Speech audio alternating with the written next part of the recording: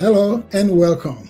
This is the Business of Semiconductor Summit, BOSS 2024.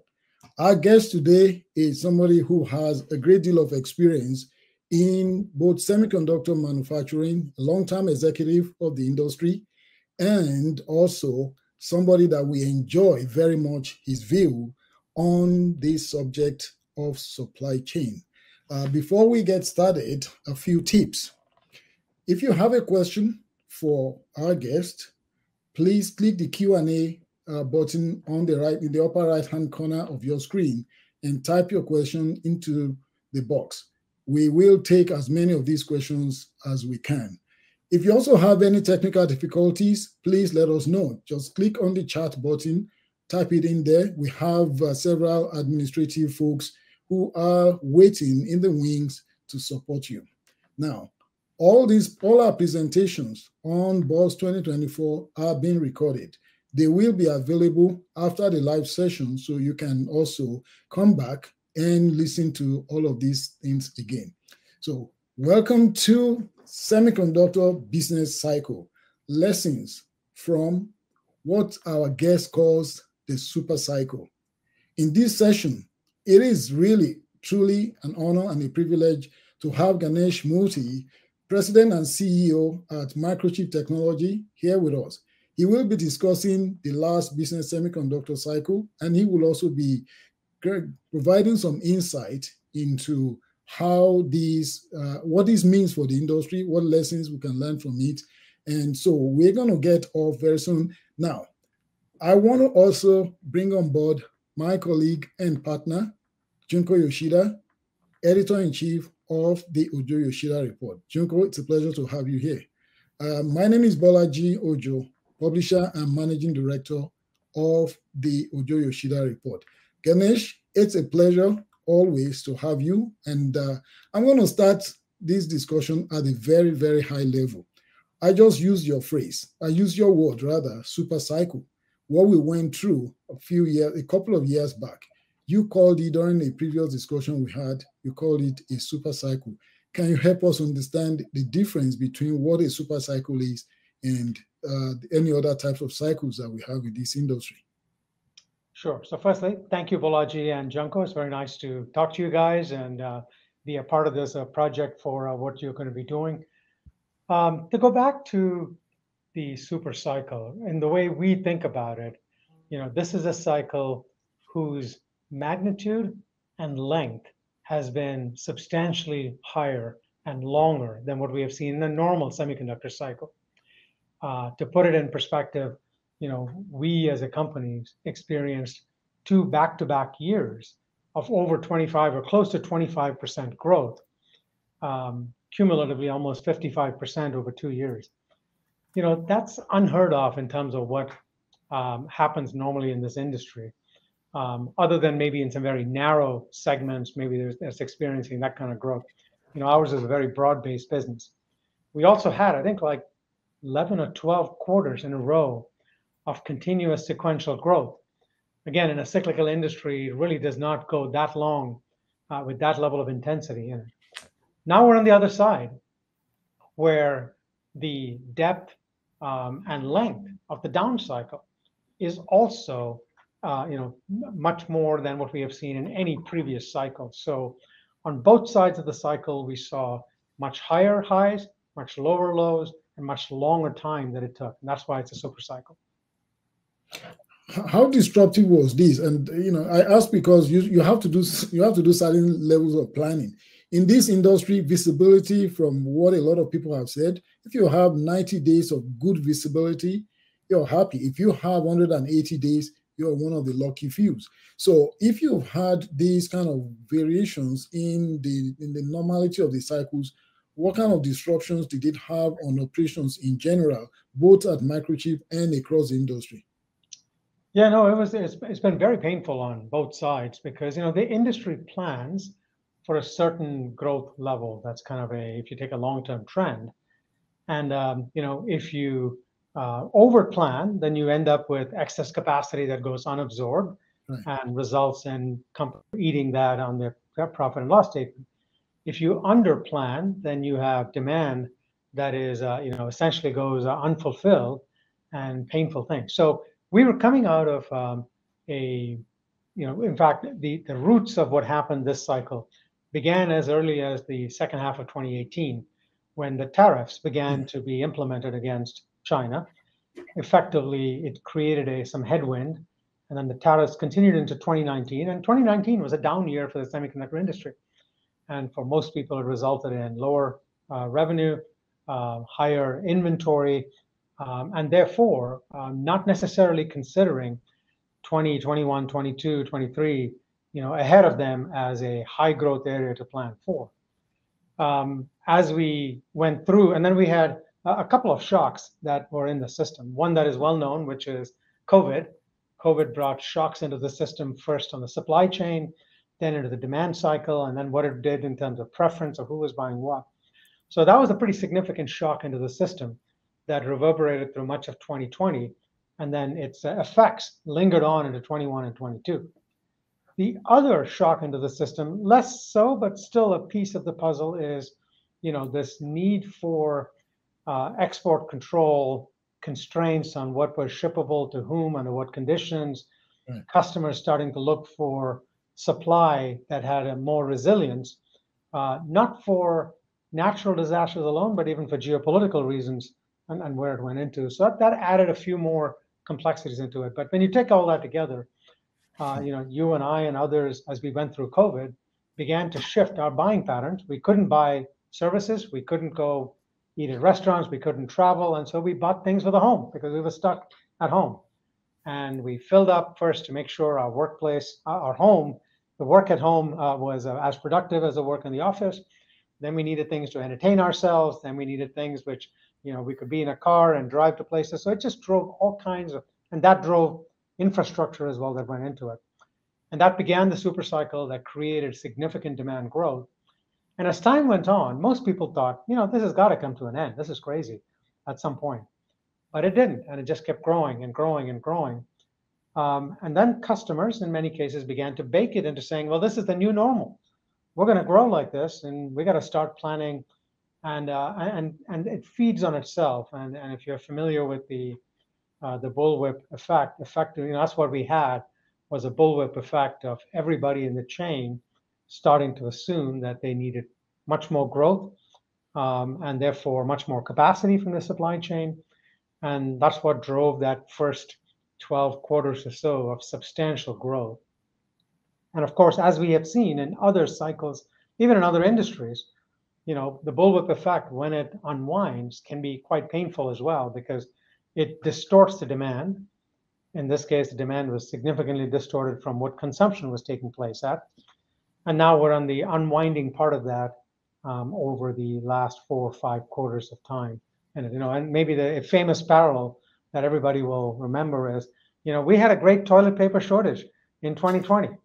Yes. And it went through the psychology of shortages that drove into semiconductors and others for exactly the same reason. Somehow people thought, hey, I needed to get some more just in case, factories went down or something else.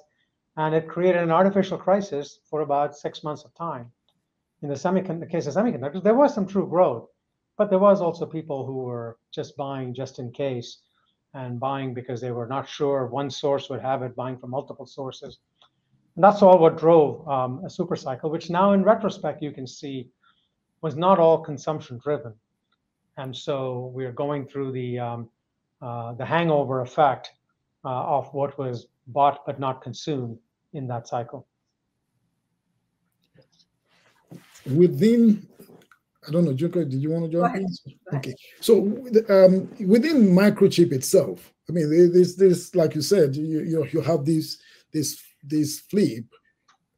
Where are you at now? Where's microchip at now on some of these metrics that we always talk about in the industry? Lead time, inventory days, your orders from customers and all that. So you're a broad-based supplier. Your products go into so many different segments of the electronics industry. So I would have thought you would have been better positioned to handle the cycle. So where are you now? Yeah, so let me tell you where we came from because it'll give you a better sense. So between the June quarter of 2020 and the June quarter of 2023, our revenue grew almost 75%. From the June quarter of 2023 to the September quarter, the guidance for the September quarter of 2024, our revenue is down 50% from that peak. Wow. So you can see how extreme both ends of the cycle were. Now, both ends of those cycle are, overcorrections. It was an overcorrection on the upside for demand, and it was an overcorrection on the downside that we're going through at this point in time.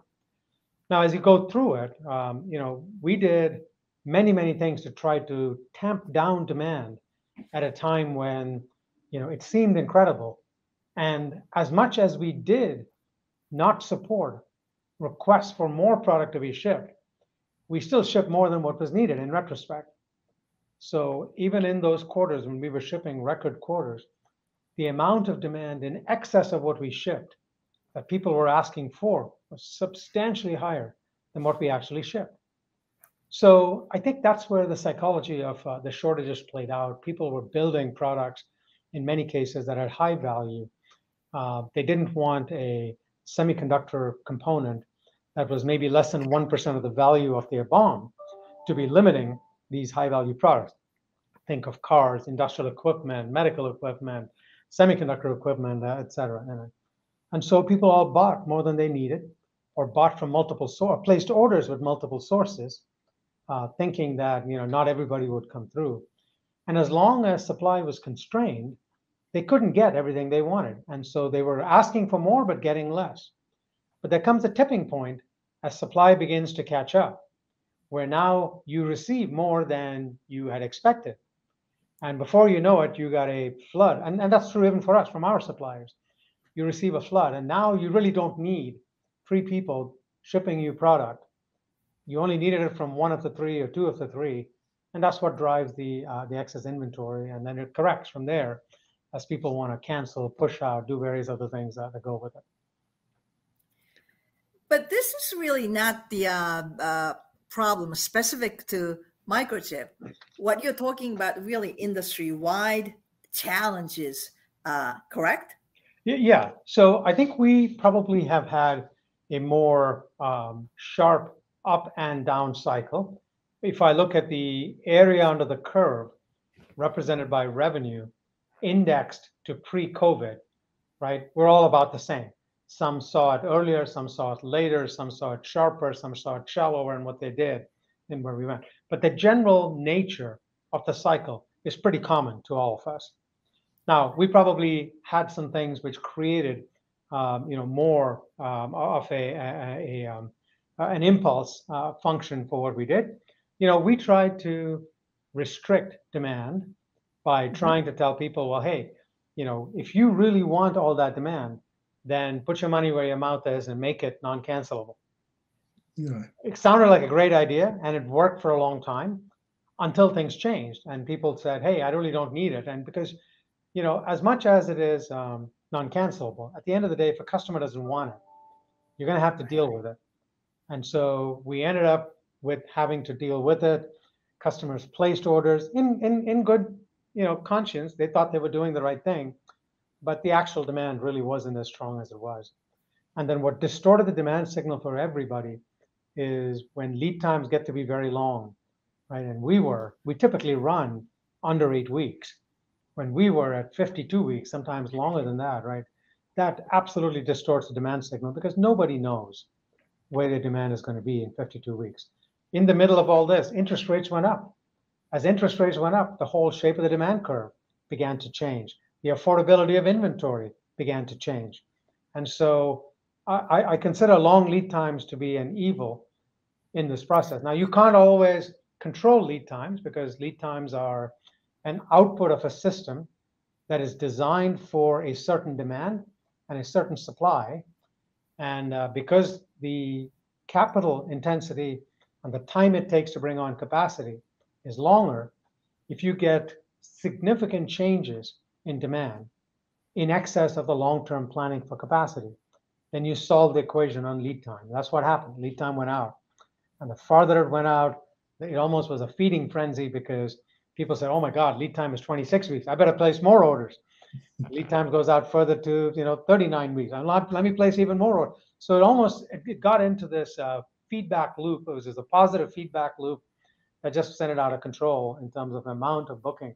I mean, we were getting incredible bookings that were coming through, and we had to sort out what was real, what was not in it. But that's what drove this cycle to be such an extreme. Yeah.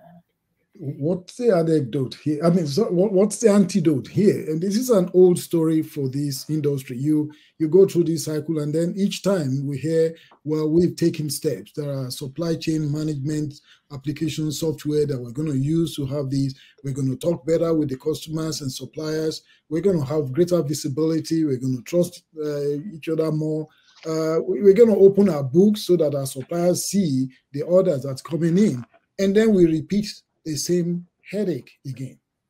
Yeah, so each cycle is a little bit different. And so I think what happens is you try to put in the learnings from the prior cycles, and new things come about in every cycle.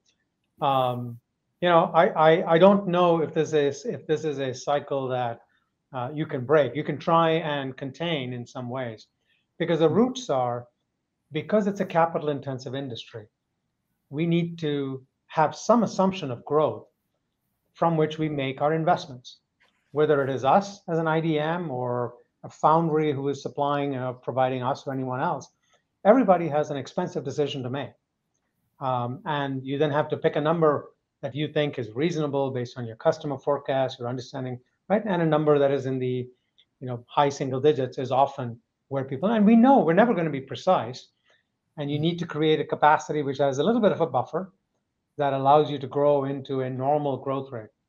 It's when you have something which is substantially outside of normal that it creates a discontinuity.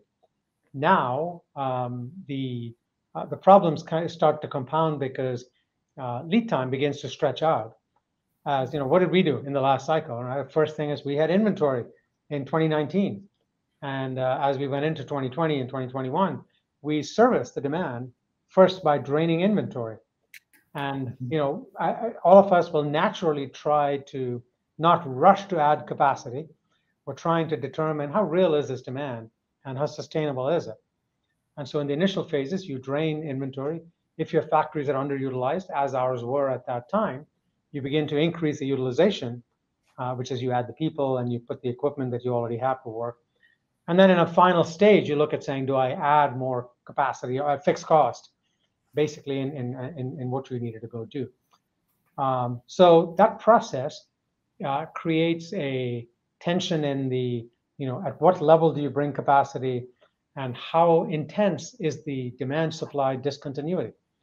And as we went through it, there was a point somewhere in the first half of 21 where we said, okay, we've been at this for 6-9 months. We need to start adding capacity in the fabs and building more capacity. And of course, it takes, depending on whether you're just adding to what you have or you're expanding your factory size, anywhere from 9 to 24 to 30 months to bring it on. And in a cyclical industry, you're bringing on capacity exactly at the time when the cycle is reversed. And so that's where we are, right? I mean, we've been in the cycle now for the last 15 months or so in the down cycle, or where we're at. And we're building significant, you asked earlier, we got significant inventory that we have built. We have tried to run our factories initially just to let the inventory float. As the business has taken longer to recover, we've let attrition take its course. We've reduced the utilization where we're at. We took shutdown days in many of our factories to produce less in where we are.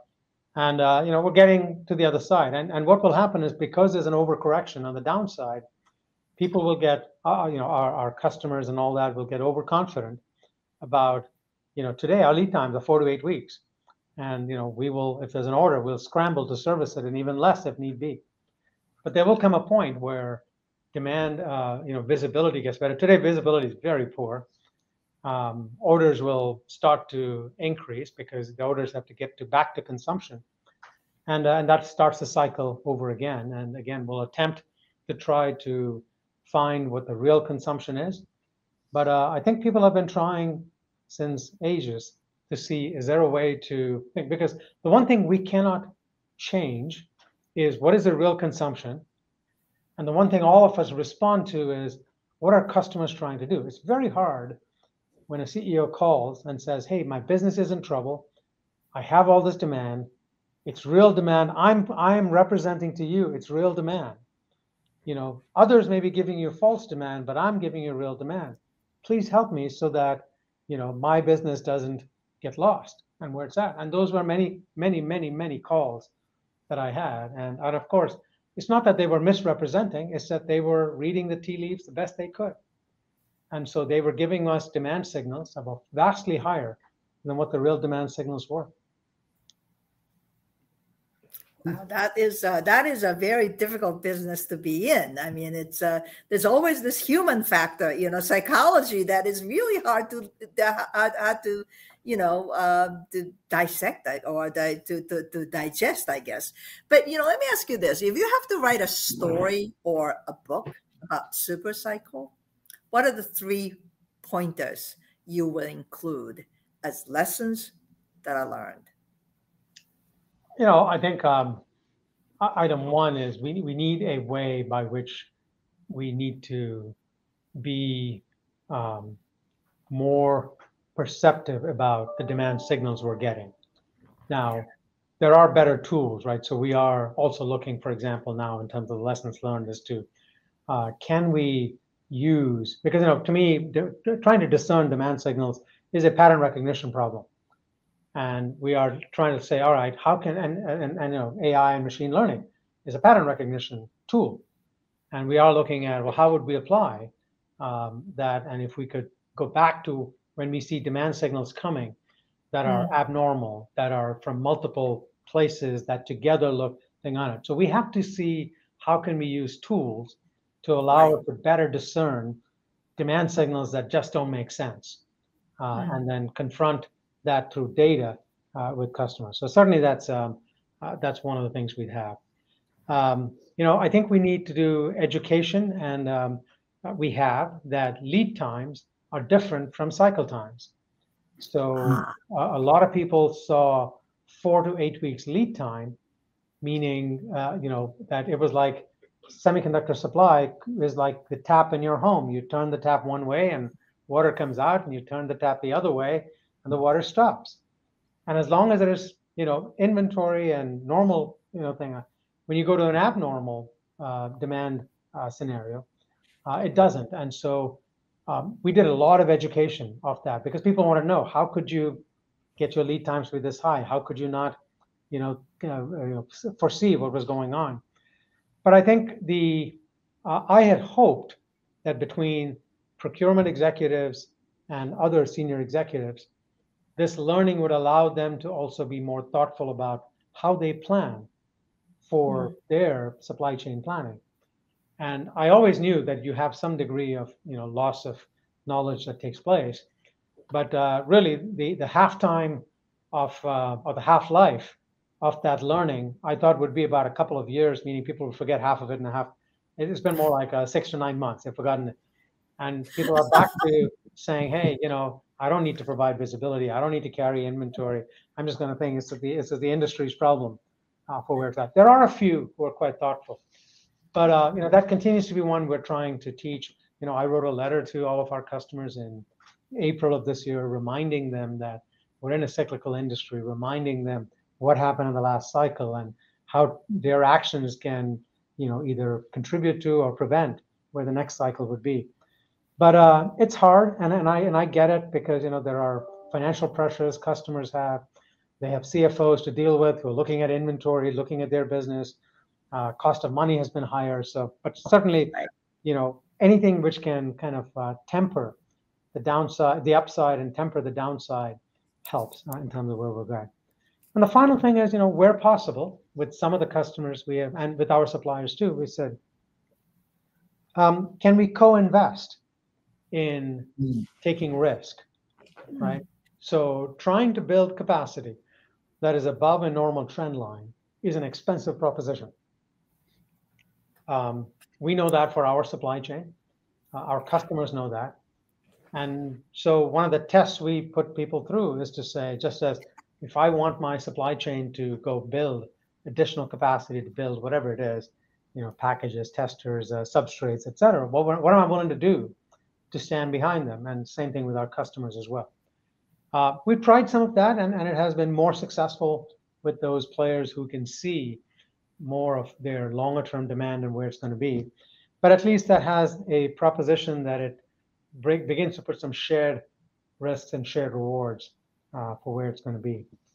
But I don't think the cyclicality of the industry is at least in my view, something we're going to solve. Yes, we thought when the industry matures, it's no longer going to be cyclical. It is, and it's for the reasons I talked about. It just takes immense capital and a long time to implement capacity additions that exceed the rate of change of demand that you see. We talk a lot about some of the negatives of especially down cycles and severe ones also. And I wonder if there are some positive things that emerge during those cycles. If I look at an economic situation, a lot of times when when demand is hot, all you're doing is just ramping and trying to meet demand and cranking up capacity utilization 90% and above at times. But then when things begin to slow down, those are typically the times that companies step back and reassess the situation. Can you talk about any positives that come out of cycles, whether up cycles or down cycles? Yeah, and let's pick the down cycle in particular now. So what you have to focus on in a down cycle is what is controllable, right? Will the Fed change interest rates? Is not controllable. Will inflation be X or Y? Is not controllable. Will China have some sort of an issue? So we focus on, and the three things we think are controllable in our actions are around, what do we do with our new product introductions, and how do we maintain innovation? Because what our customers need when they go through their cycle is an ability to take advantage of innovation that allows them to either cost reduce, bring out new capability, go into new markets, et cetera. So our new product introduction feeds into the empowerment of innovation for our customers. The second thing we look at is, what are we doing to help customers and help ourselves in the process convert activity into results? So these are, taking that innovation, helping them design it in, helping them get it qualified, and creating the opportunity to grow demand by focusing on the customer in what they're trying to do with our products, et cetera. And then the final thing is around, how are we getting our internal capabilities into fighting fit shape, right? What are we doing on improvement in the metrics of efficiency and metrics of effectiveness, whether that is in our factory, whether that is in our R&D, whether that is in our other areas. Is it's a time when, as you said, we're not running with like a chicken with our heads cut off, and so we do need to take some of that energy and apply it to improving, kind of sharpening the saw for the next cycle and getting there. So that's where, kind of as I speak to our team members, is put the effort into the things we can control, and while we'll let the outside world do whatever it's going to do, and then we be best prepared for whatever that outside world creates as opportunities for us. Talking about your team, one of the areas that get devastated when you have a down cycle is the workforce. I mean, that's the time when you hear companies cutting off 10%, 15%, 20%, offering buyout and all those kind of things.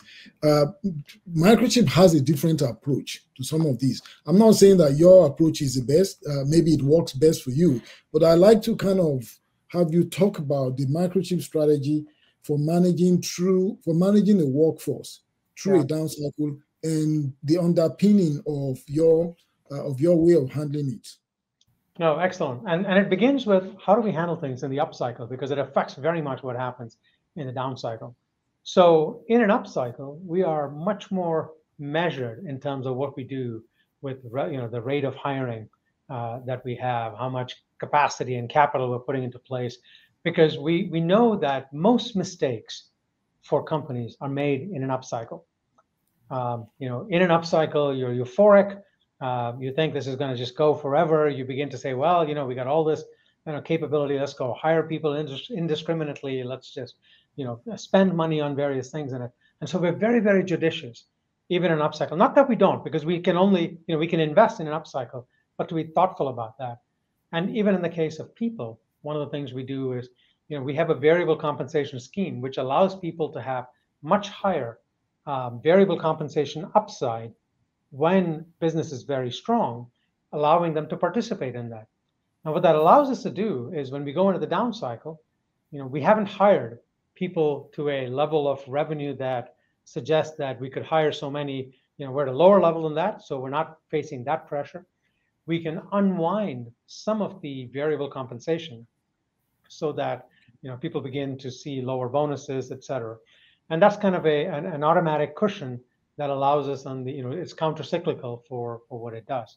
So that's in a normal cycle. How we manage is, try to envision what you're doing in the upcycle to not get over your head, your heels in terms of what you're doing. And then in the down cycle, we try to be, so on both sides, it's a bit of counter-cyclical thinking for what we want to do. And, in today's environment, we're not hiring large amounts of people, but we are saying, hey, if there's a key talent in a specific area and they're available today because somebody's got a 15% layoff, whatever, we'll go get that person in where we're doing. Through it all, we keep investing in people in terms of their training and development and all of that stuff.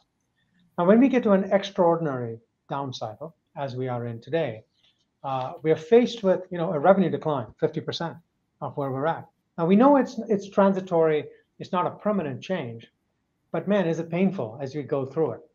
And we have a choice, and different companies have different choices. We make a different choice. Our choice is, we got to cut expenses. So we could cut expenses by saying, hey, somehow we got to take 15% of the workforce, 20% of the workforce out, or shut a factory down, or do something else, et cetera. If we structurally felt that's where the company's new normal is going to be for the next 5 years, then we would probably have to make some of those hard choices. But in a cyclical industry, that's often not where you're going through. You're going through a cycle, and then the cycle will reverse. And so what we go through is our method is called a shared sacrifice, just as we have a shared reward in the upcycle. And a shared sacrifice is we have the entire company tighten their belt. We do some of that programmatically, so bonuses, travel expenses and other discretionary expenses. And some of it, we engage the team worldwide to say, be a part of the solution, and that's pay cuts. And we start with the largest pay cuts with the people at the top, and then smaller and smaller, and the small list for the the production workers, et cetera, in terms of where they're at.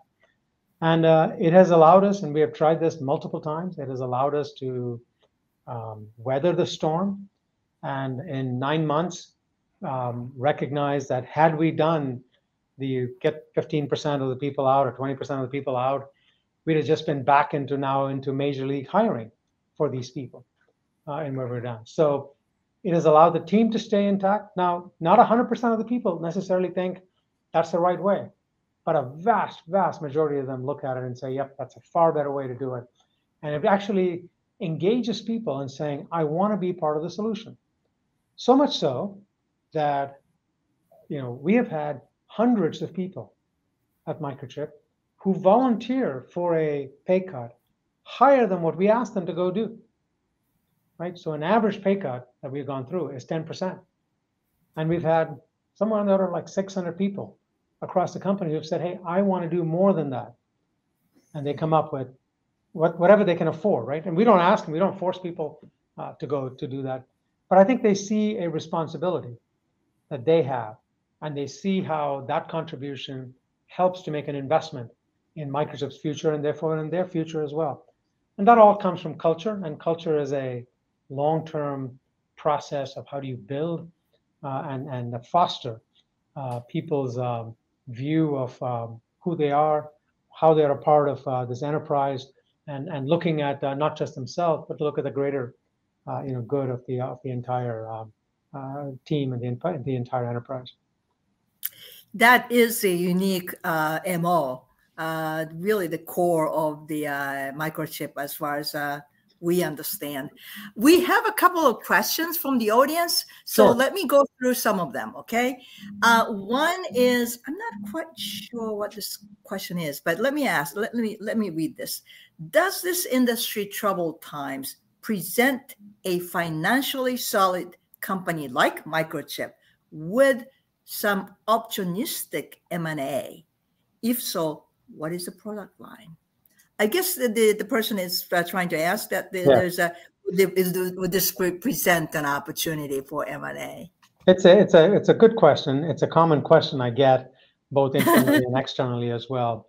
So the answer in general is yes, but M&A has other challenges than just valuation alone today. So any large M&A has significant questions one needs to answer about the ability to close a transaction given what all the regulatory issues are. And I think in today's environment, semiconductor M&A has both the regular regulatory issues, that people look at, but also some of the geopolitical related and you've seen, some of the transactions have not closed and have had to be abandoned for those reasons. We also, from our experience in M&A, know that when you go through an acquisition process, from the day you announce the acquisition to whenever you can close it, there is a risk of that company, the acquired company, starting to have the risk of atrophying, because people are our competitors will go in and say, hey, don't you need a stable job? Come over and hire here. They'll go to customers and say, why do you want to buy from this company? Microchip is going to come in and do this and do that, et cetera. Other employees are going to feel, hey, am I going to be the one that'll get laid off, and what happens? Yeah. And as the days and months go by, the asset you've acquired begins to have challenges. So we have typically, when we were doing lots of acquisitions, said, we need to get it done 90 days, start to finish. And in those 90 days, get the regulatory things done, get close enough to the company to know, what and how, et cetera. And I don't think that is possible today. So we are focused on small acquisitions, more tuck-ins in specific technology areas. And yes, now is a good time. And we have continued to do that. But the large acquisitions beyond valuation have other challenges that would be harder to execute on today. What are some of the small acquisitions you just mentioned in the passing? What kind of things have you done? Yeah, so we just did two of them and announced them in April. One of them was in the area of Automotive SerDes Alliance. So it's a new automotive networking standard. So it's a Korea-based company that has a product line. They've been working, and we think we can amplify that with our automotive presence and allow these newer advanced driver assist, where substantial number of cameras and how you bring the video feed and network and all that. So that's one. Brings us the ASA capability. The other one was a smaller one. It allowed us to bring a edge AI algorithm optimization. The technique is called sparsity, but basically what it says is you don't have to process all of the data. You just look at the processing of the difference of data between different things. And so we were able to bring that into our FPGA business to begin with, because it has the characteristics of what an edge AI application requires. And so it was more of an algorithm that we were able to bring into what we had for our machine learning capabilities. From the history of the industry, I know that the question Junko just asked now also has another element to it, which is where, during a down cycle, some of your competitors may close fabs and mothball equipment and things like that.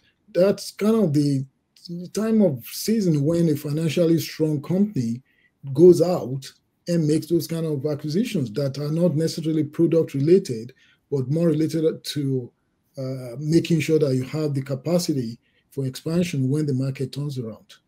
Yeah, no, it's a great point. And often capital equipment is available for, pennies on the dollar when someone is trying to shutter a factory or, get rid of something that they're trying to go do. And opportunistically, we still do that. So even though we may not need the capital right away, if we see that as an important part of something we need over the next 3, 4, 5 years, and if we can get it for 40 cents on the dollar, 30 cents on the dollar, 50 cents on the dollar, we'll go use our cash to be able to do it. It has become harder in this cycle because so much, capacity has continued to stay. But in prior cycles, that was something we used very, very effectively, was to buy capital at a substantial discount. And even in this one, it has, but in a much smaller thing. But so you're right, assets can be available at a discount in a down cycle.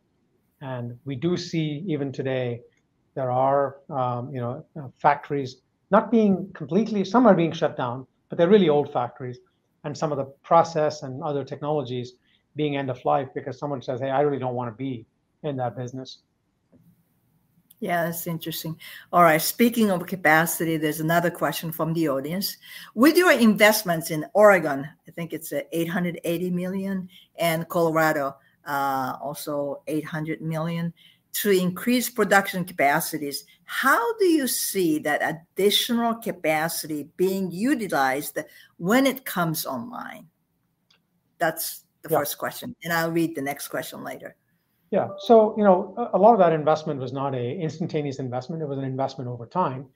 We were farther ahead in some of those investments in our Oregon facility. And to some extent, it's one of those things I talked about. We made those investments in 22 and we were buying equipment and ordering equipment. And I'm still receiving equipment today that we placed orders on 2 years ago because it's taken that long and we don't need it. And we mothball it in terms of what we do. So we have a little bit of digestion to do on some of the capacity we have already expanded. And then we have the ability to expand farther. So those additions in Gresham, Oregon, as well as in Colorado Springs, Colorado, are really, I look at them as 5 to 10 years of runway of capacity, some of which is nearer term, some of it will be farther out in term. Colorado Springs also was at bringing in silicon carbide capability into Microchip. So it was going to give us an addition of new things that we could do as well. But they are a multi-year thing. And so it is still very much the plan. But some of it is on a pause because we don't need all that capacity right away. But very much a part of the plan for what we will do in the long term. And it is driven by ongoing growth in the business, supported by the products we make in things that we have either grown organically or brought in-house. During the constraints, we increased what we would do in-house. We've licensed some technologies. We've brought back some of the volumes that people couldn't support, both on the fab side, but also on the assembly and test side. Okay. I have actually additional questions since we're talking about capacity. Microchip is one of the awardees of the CHIPS and Science Act, correct? And how does that play into your capacity planning? And what milestone do you have to clear? Because no one actually has gotten the money from the government yet. This was an announcement who is, the allocation of the money. But what's your plan? Yeah, so we announced our preliminary memorandum of terms early January. We completed all the diligence that the Department of Commerce and CHIPS office needed to do all by March. And we've been engaged in a process that has gone much, much longer than I thought to get to a final agreement. And, I'm not thrilled by how long it has taken, but, there's a part of it which is not part of the grants process. The ITC is the tax credit, and the tax credit is in effect. And, as we deploy new equipment, we will and have been taking advantage of it. But the grants themselves have taken a lot longer. In part, CHIPS office was learning about what does this all mean about the industry. In part, there are certain requirements that we would not find acceptable, and we would not accept money as a result.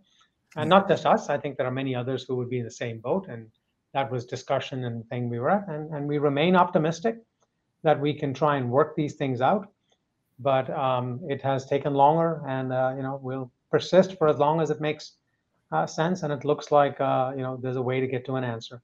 The last thing we will not, the thing we will not do is accept money on a terms that we don't think is the right microchip answer for the long term. I see. Well, there's one question actually from the previous the person who asked the question.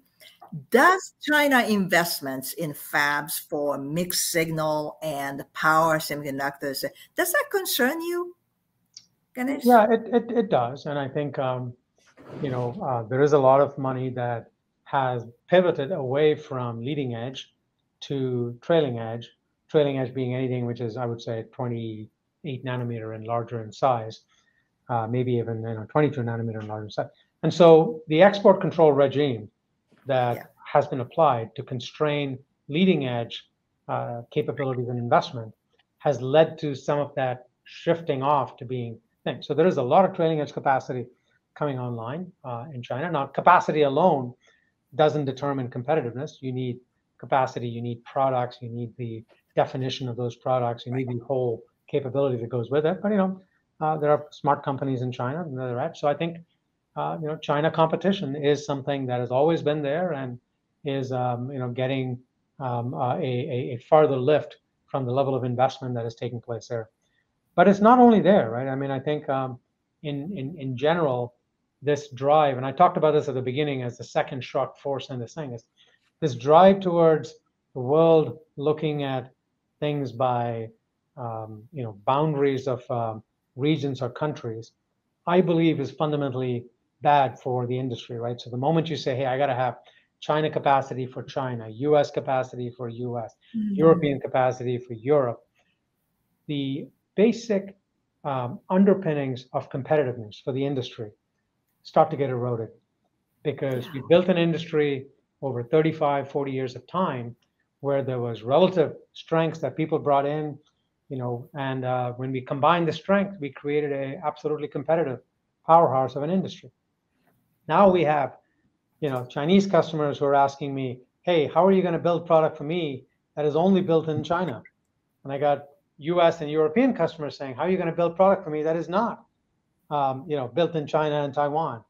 And that creates inefficiencies, and that creates investment in capacity and other things that, aren't in the best interest of everybody, because you're all trying to say, all right, I got to have these, boundaries of regional, geographic boundaries in which people are, it's where we are. I don't know if it persists or not in the long run. Nobody wants to pay the cost of inefficiency, right? The presumption is cost of inefficiency has to be borne by the manufacturer, and all the customers want is the benefits of if, God forbid, something happens in Taiwan or something happens somewhere else and where they're at. And it's funny, it's even in China.